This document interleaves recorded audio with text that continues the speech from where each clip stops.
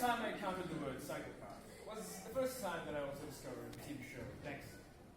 No, not Dexter in Dexter's Laboratory.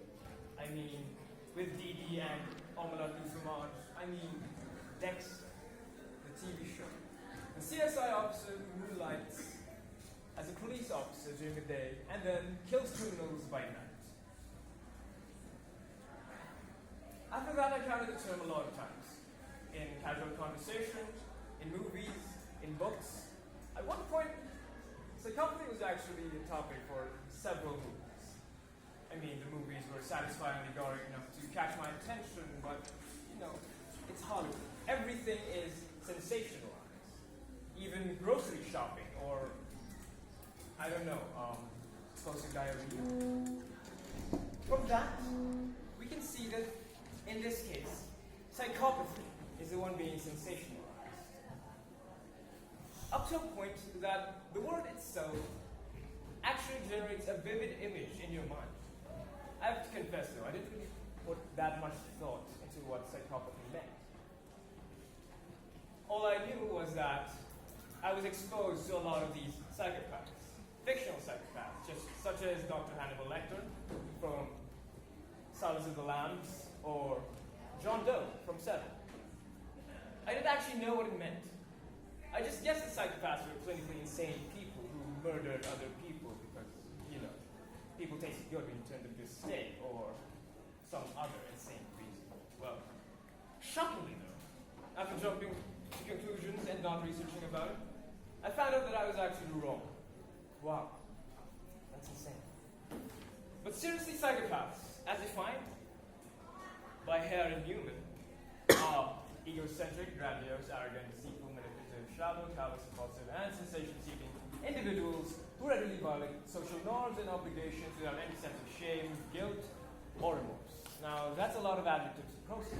So instead, let's use a definition used by Psychology Today, wherein they define psychopathy as a personality disorder that is generally characterized by narcissism, Machiavellianism, and a lack of empathy or remorse.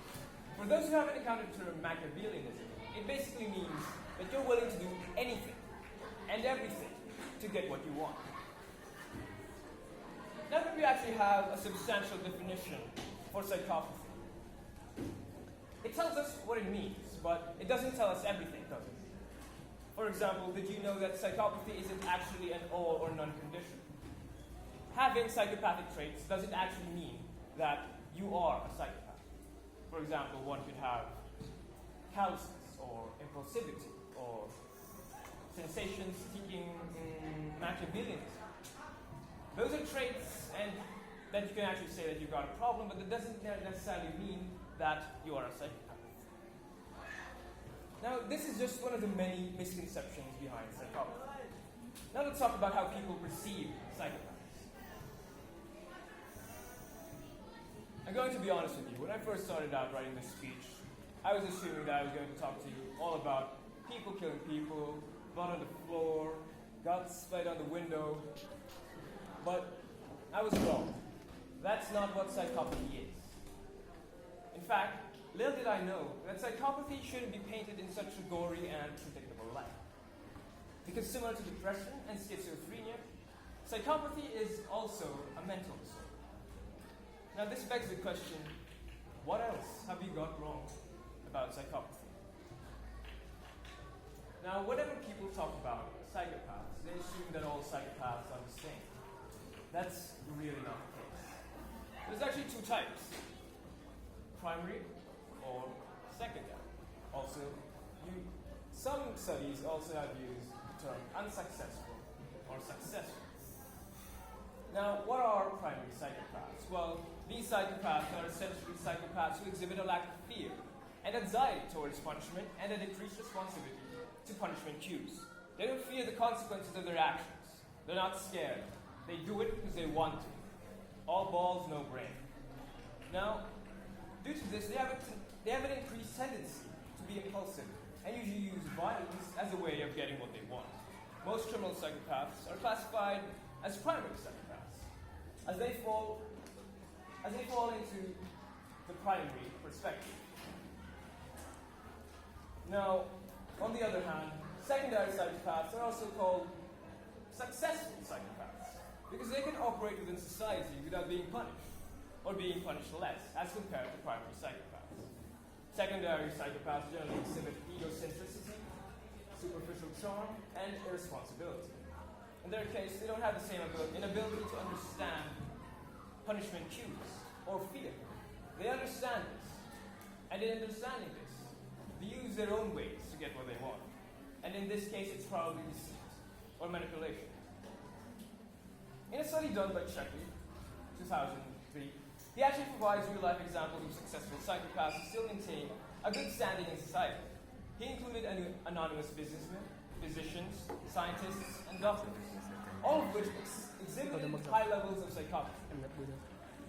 No, I'm not implying that businessmen, physicians, scientists, or doctors are psychopaths. All I'm trying to say is that these aren't the usual people that you think would have psychopathic traits. In his study, these people have no criminal records or any special occurrence of explicit violence.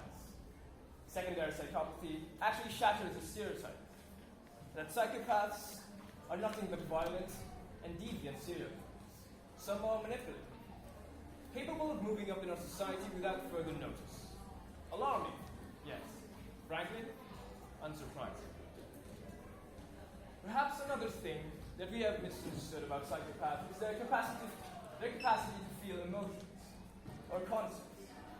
We've painted them as robots, incapable of feeling sadness when their dog dies or happiness when they win the lottery. That's not entirely wrong, but neither is it entirely right. Psychopaths do have emotions. They can feel sad, angry, or happy, just like the rest of us.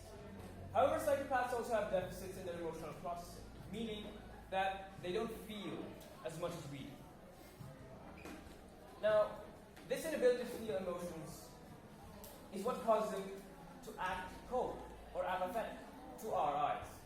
But what I want to emphasize here is that the deficits in emotional conventions, in moral understanding, and moral unacceptable conventions,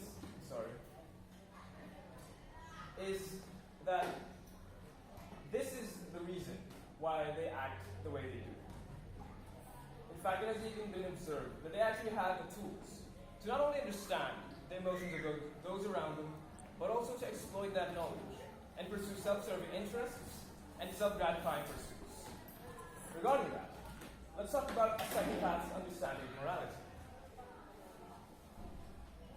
This misconception, the idea that psychopaths don't understand ethics or morals, keep floating around. Psychopaths have no moral compass. Psychopaths don't understand good and evil. Psychopaths blah blah blah blah blah blah. This misconception is so common that it's boring. I have to admit, I have fallen into the very same pit. Which is why I want you all to know that psychopaths actually know the difference between what is right and what is wrong. The plot twist here is that they simply don't care. Yes, you heard it. Here, the deficit in emotional processing and inhibitory control comes into play. For example, why should one be more averse to harming another because one feels guilty, or shameful, or embarrassed? This doesn't process into their mindset. Psychopaths, in fact, according to a study done by Sima, Turner, and Hauser, psychopaths tended to create more similar moral judgments as compared to non-psychopaths. In fact, this study showed that psychopaths can actually comprehend, if not have, a deeper understanding of morality and its interests. Essentially, psychopaths are amoral. But make no mistake, they understand good and evil. They know right and wrong, and they just don't care. Psychopaths are born, not made. Now, this misconception is another very common one. Once when I was young, I thought I was a psychopath. I thought I was a psychopath. I can't really remember why. This is also the time when I had next to zero knowledge about what that actually meant. I wasn't though, and I still am not, hopefully. Anyways, it turned out that I was just a 12-year-old going through the necessary Marilyn Manson phase. For those of you who don't know him, he makes great music and looks like a love child of teenage rebellion and cocaine. Every time I remember that time, I thought I was a psychopath. Every time that I remember the time that I thought I was a psychopath, I've asked myself, and maybe you have too, throughout this discussion, have asked, how does one even become a psychopath? I mean, does fate just up and decide that, hey, yo, you're a psychopath, blah, blah, blah. Just keep manipulating people around you in an amoral cycle of cold apathy. Are you born with it? Are you made into it? Or are you just generally insane? The short answers are maybe, and psychopathy is not equivalent to clinical insanity. The truth is, no one actually knows where psychopathy stems from. The misconception about psychopaths being born rather than made is considered wrong by many clinical studies. Due to it being an oversimplified point of view, think of someone telling you that ice cream is made by simply adding cream into a bucket of ice. That's not how it works. There's a lot of other steps that you'd have to do to make ice cream. The case is similar with psychopathy.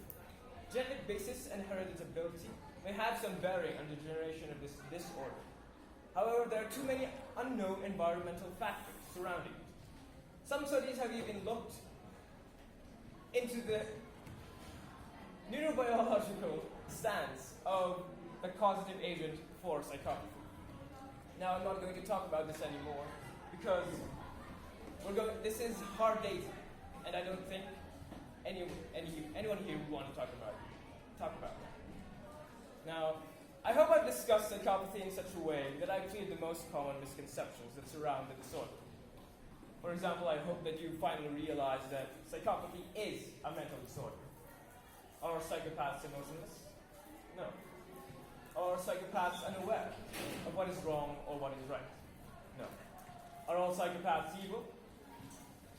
All psychopaths have a personality disorder that can possibly be remediated.